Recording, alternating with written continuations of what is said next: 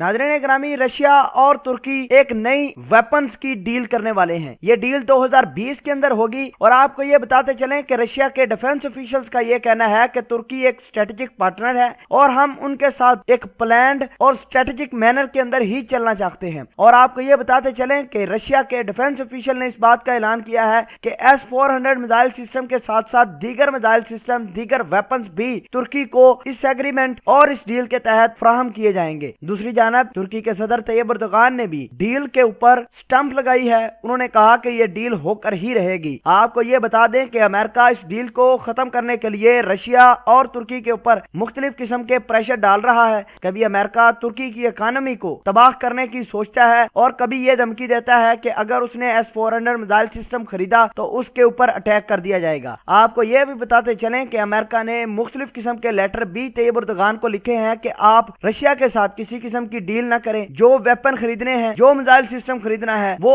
America आपको सस्ते दामों भी देगा और वो डील भी सिक्योर होगी। लेकिन आपको ये बताते चलें कि मर्द मुजाहिद तैयब एर्दोगान अमेरिका के सामने खड़े हैं, अमेरिका की हर एक बात को रिजेक्ट करते हैं। और आपको ये बताते चलें कि अमेरिका ने तुर्की के सदर तैयब एर्दोगान के ऊपर जब सारे पैंतरे आजमा लिए तो तुर्की के सदर तैयब एर्दोगान को दावत दी कि वो वाशिंगटन आए और S-400 मिसाइल सिस्टम को भी डिस्कस करते हैं और अगर आप हमारी कुछ शर्तों को मान लेते हैं तब हम आपको F-35 जहाजों की खेप भी देने को तैयार हैं। लेकिन तैयब एर्दोगान ने यह कहा कि ये उनका इंटरनल मामला है, वो इस मामले को किस तरह देखते हैं ये अपने वज़रा और मिनिस्टर के साथ ही डिस्कस करेंगे। दूसरी जानब सऊदी अरेबिया ने भी S-400 मिसाइल सिस्टम खरीदने का ऐलान कर दिया है और आपको ये बताते चलें कि सऊदी वलीअहद मोहम्मद बिन सलमान का ये कहना है कि आए दिन उनके ऊपर अटैक किए जाते हैं, आए दिन उनके ऊपर ईरान की जानब से मुख्तलिफ किस्म का दबाव बढ़ाया जाता है। अब ये दबाव बर्दाश्त नहीं किया जाएगा। नाज़रीन ग्रामी, उसका ये भी कहना था कि यमन की जानब से आए दिन ड्रोन अटैक किए जाते हैं और सऊदी अरेबिया चुपचाप अपने हाथों पे हाथ धर के बैठा होता है। अब ऐसा नहीं होने वाला। सऊदी अरेबिया भी रशिया से S-400 मिसाइल सिस्टम खरीदने के पर तोल रहा है। लेकिन आपको ये बताते चलें कि सऊदी अरेबिया अगर रशिया के साथ किसी किस्म की डील करता है तो अमेरिका उससे बहुत ज्यादा नाराज होगा, क्योंकि